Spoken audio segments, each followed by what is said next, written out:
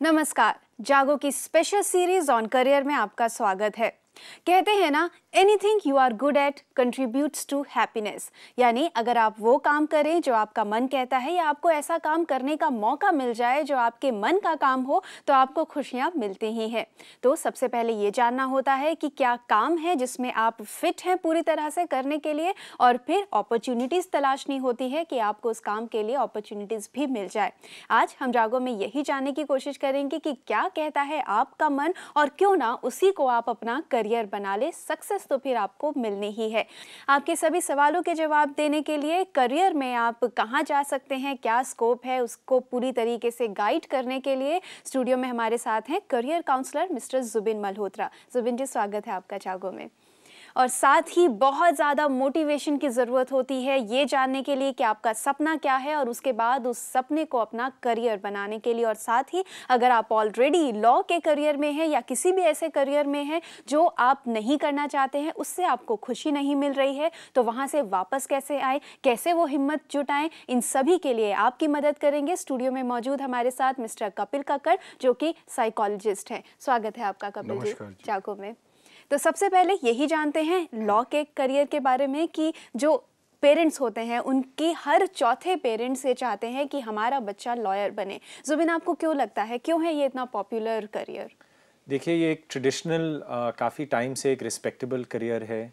और जो आज जो स्टूडेंट्स चूज़ कर रहे हैं कि कौन से करियर में जाएं, जो उनके पेरेंट्स जब उनको जाते हैं, तो लॉ वाज ऑलवेज एक बहुत पॉपुलर ऑप्शन था उनके लिए। तो तभी भी, क्योंकि अब पेरेंट्स एडवाइस कर रहे हैं, तो तभी भी लॉ कंटिन्यूज टू रिमेन। और देखिए, टाइम पर टाइम जो बढ़ता जा रहा है केसेस, और जो हमारी सोसाइटी है वो ज़्यादा लीगल मैटर्स पे रिजॉर्ट करती है प्रॉब्लम्स को रिजॉल्व करने के लिए। खासकर जो अगर कॉर्पोरेट और बिजनेस एरियाज हैं, वहाँ लॉ का बहुत रोल है। कहीं कोई मर्जर है, कोई कंपनी बेचना चाहता है, खरीदना चाहता है, सिक्योरिटीज लॉ वगैरह।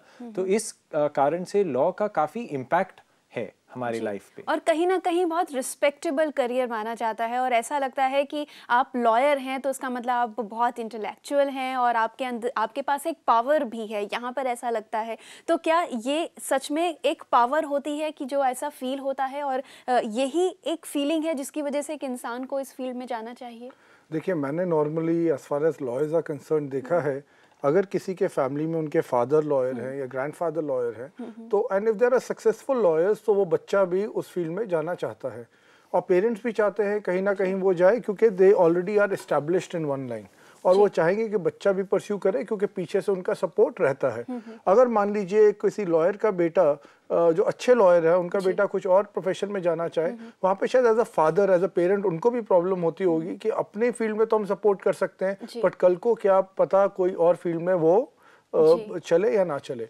Also I like to add, आपने शुरू में जो आपने कहा कि हमें अपने दिल की सुननी चाहिए, दिल के साथ साथ हमें अपने टैलेंट को भी इवैल्यूएट करने की ज़रूरत है कि जो मैं करना चाहता हूँ, मेरा मन तो चाहता है मैं वो करूँ, बट वाकई में कि मैं क्या उसके अंदर सक्सेसफुल हो सकता हूँ, या कोई ऐसी चीज़ है जिसके अंदर मैं और अच्छा कर सकता हूँ, पर शायद मेरे मन में वो वाली चीज़ आज तक आई नहीं है, या उस पर मैंने ज़्यादा ध्यान नहीं दिया है। यहाँ पर आप ये कहेंगे कि अपने सपनों को फॉलो करने के साथ एक रियलिस्टिक अप्रोच रखनी भी ज़रूरी है। आपको आंकना ज़रूरी होता है कि आपका टैलेंट वहाँ पे आपको लेकर जाता है कि नहीं। उसी चीज़ के लिए हम जागो में हैं, प्रज्ञा है आपके साथ, कि यही आंकने के लिए कि आपका टैलेंट वो है कि नहीं जो आपका मन कहता है, और आपका मन क्या कहता है एट द फर्स्ट प्लेस। ये सब जानने के लिए आज आप हमें कॉल कर सकते हैं। नंबर आपके टेलीविजन स्क्रीन पर फ्लैश हो ही रहे हैं, बस फ़ोन उठाइए, अपने दिल की बात कहिए हमसे। यहाँ पर हमारे साथ जुड़ी हैं शालिनी आगरा से। शालिनी, पूछिए अपना सवाल।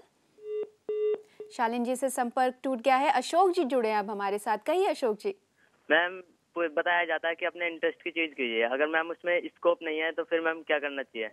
तो अशोक जी, क्या है आपकी इंटरेस्ट की चीज जिसमें आपको लगता है स्कोप नहीं है? स्कोप मैम एविएशन सेक्टर, उसमें एयरक्राफ्ट मेंटेनेंस इंजीनियरिंग है, बताते हैं कि इतना स्कोप नहीं इसके अंदर। जी अशोक जी, क्या आप समझ पाए? एयरक्राफ्ट मेंटेनेंस में देखिए स्कोप तो ज़रूर है। आपको देखना है कि क्या वो आपकी जो एम्बिशन है और जो आप चाहते हैं लाइफ से, क्या वो उसको उस मंजिल तक वो ले जाता है और फुलफिल करता है कि नहीं। एयरक्राफ्ट मेंटेनेंस इंजीनियर्स का ज़रूर स्कोप है, ज़रूर रिक्वायरमेंट है। ट्रैवल इंडस्ट्री बढ़ी जा रही है, और एयरलाइंस और प्लेन्स खरीद रहे हैं, उनको अलग अलग शहरों में वो हब्स बनाते हैं, तो ज़रूर उनको चाहिए वहाँ। तो स्कोप बहुत है, लेकिन जैसे अशोक जी की बात से लगा कि उन्होंने बताया भी नहीं कि वो क्या करना चाहते हैं, पहले ही मान लिया कि शायद इसमें स्कोप नहीं है। मैं यहाँ पे एक और चीज़ ऐड करना चाहूँगा, जो उन्होंने बोला स्कोप नहीं है, मैं इनसे पूछना चाहूँगा या खुद वो सोचे, ऐसा एक मुझे बिजनेस, ऐसी एक मुझे इंडस्ट्री बता दे जिसके अंदर पैसा ना हो। मेरा कहने का मतलब है हर इंडस्ट्री के अंदर पैसा होता है, हर इंडस्ट्री अच्छा करती है, इसका मतलब है स्कोप अनलिमिटेड है। हमें ये देखना है कि हमारे लिए, हमारे में वो चीज़ करने की, हम उसको किस पॉइंट ऑफ व्यू से करना चाहते हैं। अगर आप पैसे कमाने के लिए करना चाहते हैं, आपका एरिया ऑफ इंटरेस्ट वो नहीं है, then we have a problem. अगर आपको लगता है वो स्कोप नहीं है, बट अगर आप में का इंटरेस्ट है, टैलेंट है, तो आपकी में एक्स्ट्रॉर्डिनरी एबिलिटी है, तो आप आगे बढ़ेंगे, कोई नहीं आपको रोक सकता। तो यहाँ पर अशोक जी को हम यही कहेंगे कि स्कोप हर फील्ड में है, लेकिन बस आपको विश्वास रखना है, अपने सपने पर भरोसा रखना है, क्योंकि यहाँ पे आपने हमें ये भी शेयर नहीं किया कि आप किस फील्ड में जाना चाहते हैं, तो कहीं ना कहीं उस फील्ड में जाने की शायद आपके अंदर उतनी चाह नहीं है। तो पहले ये असेस करिए कि आप क्या चाहते हैं, स्कोप आपको सामने नजर ही आएगा, सिर्फ डटकर मेहनत करनी होगी। लॉ के करियर की हम अगर बात करें तो बेस से शुरू करते हैं जुबिन जी की एलिजिबिलिटी क्या है और इस फील्ड में जाने के लिए कहाँ से शुरुआत करनी चाहिए? देखिए, 2 एंट्री पॉइंट्स हैं इस एरिया में जाने के लिए। या तो जो ट्रेडिशनल रूट है वो आप अपना ग्रेजुएशन के बाद एक 3 साल का LLB प्रोग्राम करते हैं जी। इसकी एलिजिबिलिटी है कि आप कोई भी स्ट्रीम से ग्रेजुएट हों, उसका एक एंट्रेंस टेस्ट होता है, फिर आप दाखिला पाते हैं। जो पिछले 10-15 साल से जो ज़्यादा एक पॉपुलर हो रहा है वो है एक 5 year integrated law programme, BA LLB या BSc LLB या BBA LLB जो भी उसे कहा जाए, ये होता है 12वीं के बाद। अगेन आप कोई भी स्ट्रीम से हो सकते हैं, साइंस, कॉमर्स, ह्यूमैनिटीज, मैथ्स की होना ज़रूरी नहीं है। और इसका अगेन एक एंट्रेंस टेस्ट होता है। जो नेशनल लॉ यूनिवर्सिटीज़ हैं उनका एक अपना अलग एंट्रेंस टेस्ट है जिसे कहा जाता है CLAT, common law admission test. इसके द्वारा आपको शायद 11 नेशनल लॉ यूनिवर्सिटीज़ के एडमिशन्स होती हैं। बाकी काफ़ी प्राइवेट सेक्टर में भी हैं अब जो हैं प्राइवेट 5 ईयर लॉ प्रोग्राम्स, आप उधर भी जा सकते हैं। तो स्कोप बहुत ज़्यादा है, लेकिन शुरुआत पहले से ही डिसाइड करना होगा। लॉयर बनना चाहते हैं, पढ़ाई शुरू कर सकते हैं। यहाँ छवि है हमारे साथ। छवि जी कहिए। छवि जी से भी संपर्क टूट गया है। आप जितने भी लोग हमें कॉल कर रहे हैं, आप हम तक नहीं पहुंच पा रहे हैं, दोबारा ट्राई करिए, क्योंकि आज हम आपको ही सुनना चाहते हैं, आपके ही दिल की बात जानना चाहते हैं। यहाँ पे लॉयर का जो करियर होता है वो सिर्फ पढ़ाई, तो सुबिन जी ने बताई कि एक एलिजिबिलिटी है जो करनी ज़रूरी होती है, लेकिन कुछ स्किल्स होते हैं। जैसे कि लोग बोलते हैं कि तुम झूठ बहुत बोलते हो, लायर हो तो लॉयर बनोगे, तो क्या ऐसा है? ऐसे स्किल्स ढूंढने होते हैं किसी इंसान में, या खुद से समझना ऐसा नहीं होता। बट आई फील पर्सनली कि लॉयर्स के अंदर लैटरल थिंकिंग बहुत होती है। वो स्ट्रेटेजाइज कर पाते हैं, अपनी बात को अपने हिसाब से बताने की काबिलियत रखते हैं। वो मैं कहूँगा जो वो लॉयर्स होते हैं जो क्रिमिनल लॉयर्स होते हैं या जो कोर्ट वगैरह में बात करते हैं, उनके लिए कम्युनिकेशन स्किल्स बहुत इंपॉर्टेंट रहते हैं।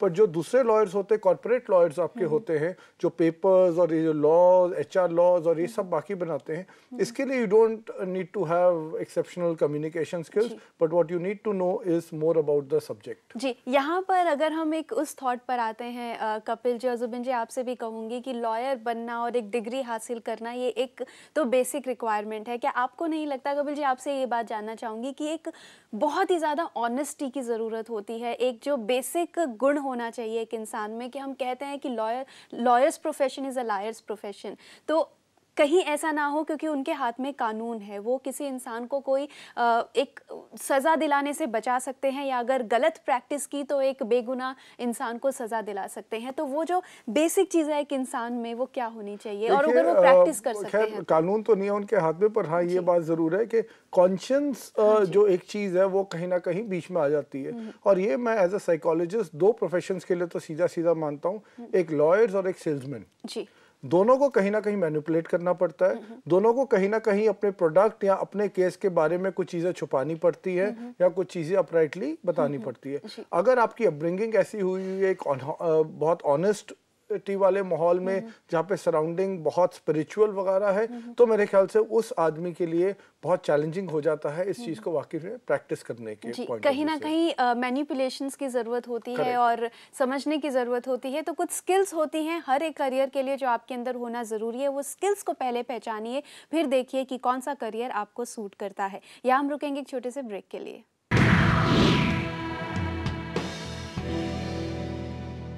क्या आप जानते हैं कि कोई भी ग्रेट अचीवमेंट विदाउट एंथुजियाज्म नहीं हो सकती, और वह एंथुजियाज्म कब आएगा? जब आप वो अपने दिल से करेंगे। और दिल से कब करेंगे? जब आप वो काम करेंगे जो आपका मन कहता है। तो यहाँ पर पहले तो हम जैसे जब से कह रहे हैं कि मन की बात सुनिए, मन की बात सुनिए, लेकिन कभी कभी हम अपने मन में झांकते हैं तो हमें तो बहुत कुछ चीज़ें नज़र आती हैं कि ये भी चाहती हूँ, ये भी चाहती हूँ। जैसे मैं बचपन से IAS ऑफिसर भी बनना चाहती थी, फिर धीरे धीरे बड़ी हुई, फिर कुछ और पायलट बनना चाहती थी। तो एक जगह पर रुक जाना कि हाँ यही है और ये इसी में मैं अपना करियर बनाऊंगी, वहां तक पहुंचना कैसे मुमकिन है? देखिए, एक तो मैं ये कहूँगा मन की बात जरूर सुनिए, पर चंचल मन की बात मत सुनिए, क्योंकि चंचल मन में you keep hopping from one. आज कोई पिक्चर देखी है, आज किसी ने बताया ये अपकमिंग करियर है, तो आप इसके अंदर आप ट्राई करना चाहते हैं। दूसरा, जो आपका मन कहता है उसको आप साइंटिफिकली मेजर करवाइए। मेरा कहने का मतलब है through various testing, psychometric testing and otherwise उसको मेजर करवाइए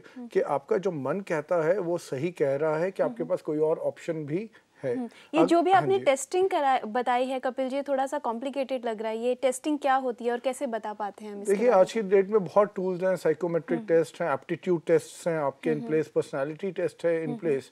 तो एप्टीट्यूड टेस्ट आपको ये मेजर करते हैं कि आप कौन सी फील्ड में अच्छा है, कौन सी फील्ड में खराब नहीं है। जैसे एक आध टेस्ट आता है जिसके अंदर मान लीजिए आपकी स्पेशल एबिलिटी बहुत अच्छी है, हाँ, और आपकी क्या कहते हैं ड्राइंग एबिलिटी, जिसको साइकोमोटर उस टेस्ट में कहा जाता है, वो अच्छी नहीं है, तो आप आर्किटेक्ट शायद नहीं बन सकते हैं, बट आप उसके अलावा बहुत कुछ और कर सकते हैं। आप एनिमेशन में जा सकते हैं, आप कंप्यूटर्स में जा सकते हैं। तो इट्स जस्ट एन एग्जांपल। तो कहने का मतलब है, अगर मुझे लगता है मैं अच्छा ड्रॉ करता हूँ या मुझे लगता है मैं क्रिएटिव हूँ, तो वो टेस्ट आपको ये बताएगा कि आप कितना एग्जैक्टली कौन सी फील्ड है जहाँ आप जा सकते हैं। बिकॉज़ एग्जैक्टली तो नहीं बताएगा, बट आपको इंडिकेशन एक मिल जाता है कि उस फील्ड के लिए, जिस फील्ड में आपका, जैसे आपने कहा, चाह है, मन है, उस फील्ड में आप कितना अच्छा कर सकते तो हैं। वहीं पे यही बात आती है रियलिस्टिक अप्रोच, क्योंकि ये करियर की बात है। मन जो कहता है उसको असेस कराइए, एनालिसिस करिए पूरी तरीके से, क्योंकि ये सिर्फ आपकी हॉबी बन के ना रह जाए। इससे आपको अर्निंग निकालनी बहुत ज़रूरी है, इससे आपको ग्रोथ बहुत ज़रूरी है, इसमें आपको कहीं ना कहीं अपनी पहचान बनानी है। तो इन सब चीज़ों का ध्यान रखकर वो चीज़ चुने जो जिसमें आपका मन करता है काम करने के लिए। अब हमारे साथ जुड़े हैं मनोज सूरत से। मनोज जी कहिए। मनोज जी, घर के टीवी का वॉल्यूम बिल्कुल बंद करिए प्लीज। ये पूछना चाहता हूँ कि मैंने MCA रेगुलर करूँ या इग्नू से डिस्टेंस और जॉब के साथ में करूँ? आपका ग्रेजुएशन क्या है? किया है और O लेवल A लेवल भी किया हुआ है। अच्छा, O लेवल और A लेवल भी किया है। देखिए, अगर आपकी जो स्थिति है, जो परिवार की, और वो फोर्स नहीं करती कि इमीडिएटली आप जॉब करें, तो प्रेफर्ड है कि आप फुल टाइम MCA करें। अगर स्थिति ऐसी है कि आपको कमाना भी है साथ और प्रेशर्स हैं, तो फिर बेशक इग्नू का MCA आप कर सकते हैं। तो यहाँ पर अभी हमारे साथ एक और कॉलर जुड़ी हैं, ख्याति जी, पूछिए अपना सवाल। Good evening sir.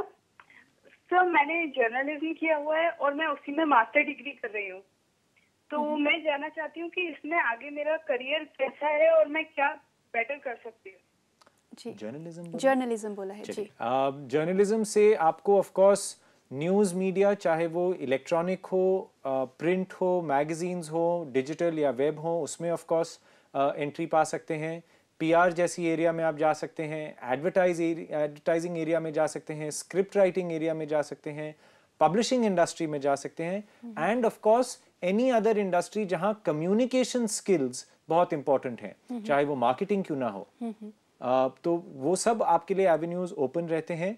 I would suggest कि अगर आपने कोर्स किया है, शायद 1-2 साल काम करें, जांचें कि एक्चुअली जो आपने पढ़ा है और रियलिटी में क्या है और क्या आपको वो सूट करता है। एक है इंटरेस्ट और इच्छा की क्या करना चाहते हैं, दूसरा मेजर कीजिए कि आपकी एबिलिटी क्या है जी बाय डूइंग। जी, क्योंकि जर्नलिज्म करने के बाद इतना बड़ा इसका दायरा, इतने एवेन्यूज़ खुल जाते हैं, तो वहाँ पर आपको समझना होगा कि आप एग्जैक्टली कहाँ जाना चाहते हैं, कि बहुत मेहनत है इस फील्ड में, हर फील्ड में अलग अलग रिक्वायरमेंट है। तो जानिए कि कौन सी स्पेशलाइजेशन आप करना चाहते हैं, और इंटर्नशिप अगर आप करेंगी तो आपको पता लगेगा कि कहाँ प्रैक्टिस करें, क्योंकि जैसा कि हमने कहा, the more you practise the more you get to know what to practise. तो आपको इंटर्नशिप के दौरान भी पता लगेगा। और जैसे कि हम कपिल जी से बात कर रहे थे कि हम जो भी कुछ सोचते हैं तो कुछ उसका एनालिसिस बेहद ज़रूरी होता है। बहुत से टेस्ट कपिल जी ने भी बताया। यहीं पर जैसे कि आपने कहा कि असेस करिए, एक सही अप्रोच होनी चाहिए। एक बार वो तो जान लिया कि हाँ ये मेरा करियर है, लेकिन बहुत से करियर जो कि ट्रेडिशनल नहीं है, तो उन पर विश्वास करना, और सबसे बड़ी बात अपने पेरेंट्स को कन्विंस करना कि मैं ये करना चाहता हूँ, वो एक्सरसाइज कैसे की जाए? देखिए, अगर आप खुद विश्वास करना चाहते हैं और पेरेंट्स को विश्वास दिलवाना चाहते हैं तो बहुत इंपॉर्टेंट है फैक्ट फाइंडिंग, रिसर्च करने की, क्योंकि रिसर्च से बड़ी कोई चीज़ नहीं है। ऐसा नहीं होना चाहिए आपने किसी कॉलेज या यूनिवर्सिटी की वेबसाइट पे कुछ देखा, दूसरे कॉलेज यूनिवर्सिटी की वेबसाइट पे देखा, उन्होंने कहा कि इतना आपको पर मंथ मिलेगा और आपने मान लिया। आपको एक रिसर्च करिए, पूरे नेट पे जाइए, बाहर देखिए अब्रॉड में लोग कितना अच्छा कर रहे हैं, क्या कर रहे हैं, and then you come to a conclusion. और आप देखिए कि वो वाली लाइन जैसे है, मान लीजिए जो आपका एक टाइम पे ये जिसको हम कहते हैं वेबसाइट बग आया था, कि जो ऑनलाइन वगैरह कितनी कंपनीज उसके अंदर जीरो हो गई थी। तो मेरा कहने का मतलब है, ऐसी कोई चीज़ नहीं होनी चाहिए जिसका आगे, अगर वाली चीज़ एकदम खत्म हो जाए तो उसका आगे फ्यूचर आपको ना दिखे।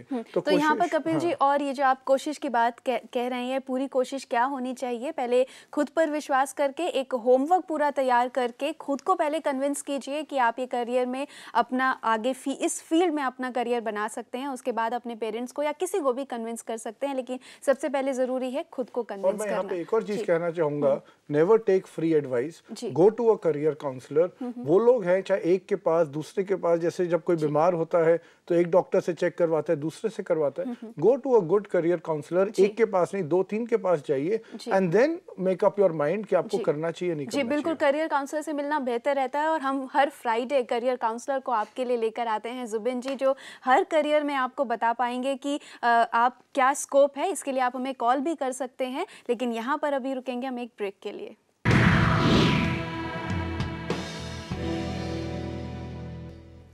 कहते हैं कि वक्त कभी भी गलत नहीं होता उस डिसीजन के लिए जो आप लेना चाहेंगे अपने करियर के लिए। जब आपको लगे कि नहीं, ये काम मैं नहीं करना चाहता, तो बेहतर होगा कि अभी यू टर्न ले ले और उस रास्ते को चुने जो आप करना चाहते थे। इट्स नेवर टू लेट, सिर्फ डिसीजन लेना है।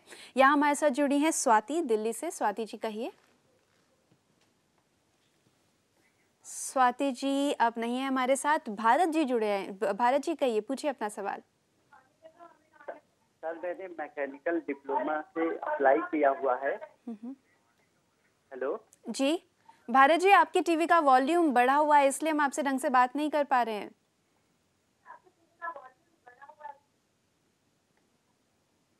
मैम, मैंने मैकेनिकल से डिप्लोमा के लिए अप्लाई किया है। इसमें आगे स्कोप क्या है? और मैं कॉरेस्पॉन्डिंग से बीकॉम ऑनर्स करने जा रहा हूँ, तो ये मेरे लिए ठीक रहेगा? दो डिग्री एक साथ क्या ये ले सकते हैं? जी रेकमेंडेड नहीं है कि आप बीकॉम भी करें और मैकेनिकल इंजीनियरिंग में डिप्लोमा भी करें। एक कोई राह पकड़ें और उसमें पूरी अपनी मेहनत डालें और आगे बढ़ें। ऑब्वियसली अगर मैकेनिकल का डिप्लोमा करने के एलिजिबल हैं तो आपने साइंस लिया हुआ है +2 में, उस लाइन में आगे जाके जब आपने अपना 3 साल का डिप्लोमा कंप्लीट कर लेते हैं तो आपको लैटरल एंट्री से बीटेक में भी एडमिशन मिल सकता है। वरना आप जो associate membership of institution of engineers of India limited है, उनके exams part A part B देके वो सेंट्रल गवर्नमेंट बीटेक को इक्विवेलेंट मानती है, तो वो सेल्फ स्टडी के रूट भी आप वो कंप्लीट कर सकते हैं। जी, तो इस तरीके से आपको काउंसलिंग मिली जुबिन जी से, तो ध्यान रखिए आपके लिए क्या बेहतर रहेगा, और ऑल द वेरी बेस्ट कि जिस भी रास्ते पर आप चलते हैं उसमें आप सक्सेसफुल रहें। यहाँ पर जुबिन जी, हमारे पास एक ईमेल आया है पीहू भटनागर का। उन्होंने फाइनल ईयर ऑफ लॉ में वो हैं और इंटरेस्टेड नहीं है कि वो लीगल प्रैक्टिस करे, तो और क्या एवेन्यूज हो सकते हैं उनके लिए? देखिए, अगर लीगल प्रैक्टिस नहीं करती हैं तो कॉर्पोरेट लॉ या एडवाइजरी लॉ कर सकती हैं, जहां उनको कोर्ट में नहीं जाना है, वो क्लाइंट्स को एडवाइस कर सकती हैं, लोगों को उनके राइट्स के बारे में एडवाइस कर सकती हैं। विमेंस और नेशनल कमीशन फॉर विमेन जैसे है, they require people who are lawyers, जो हु आर अवेयर कि लीगल राइट्स क्या है और लोगों को बताएं। कॉर्पोरेट लॉ में आप यूजुअली कोर्ट में नहीं जाएंगे, पर जो कंपनी के रिलेटेड लीगल मैटर्स हैं उस पे आप एडवाइस करेंगे, अमल करेंगे। दूसरा एरिया है जो एरियाज जैसे पेटेंट लॉ है, न्यूअर एरियाज हैं, आईटी लॉ है, इन्वायरमेंटल लॉ है, इन एरियाज में भी आप जा सकते हैं। अगर आप चाहें कि लॉ के प्रैक्टिस या एडवाइजरी में भी ना रहें तो लीगल जर्नलिज्म एक एवेन्यू है जहां जा सकते हैं। दूसरा है जो अपकमिंग एरिया है जिसे कहा जाता है लीगल प्रोसेस आउटसोर्सिंग, जैसे ये केपीओ इंडस्ट्री या नॉलेज प्रोसेस आउटसोर्सिंग इंडस्ट्री का भाग माना जाता है, जहां आप एक ऑफिस में इंडिया में बैठे क्लाइंट्स और लॉ फर्म्स जो यूके या यूएस या यूरोप में हैं उनके रिलेटेड का बैक एंड वर्क, चाहे वो ड्राफ्टिंग हो, कोई लीगल डॉक्यूमेंट को वेट करना हो, वो काम आप करें। तो बहुत ज़्यादा स्कोप है, स्पेशलाइजेशन के लिए बहुत ज़्यादा ऑप्शंस हैं जो पीहू भी देख सकती हैं, और उसके साथ साथ हमारे सभी दर्शक जो लॉ में अपना करियर बनाना चाहते हैं वो भी जान सकते हैं कि बहुत सा स्कोप है और अपने हिसाब से वो एक स्पेशलाइजेशन चुन सकते हैं। तो बहुत बहुत धन्यवाद जुबिन जी जागो में आने के लिए। कपिल जी आपका भी बहुत बहुत धन्यवाद।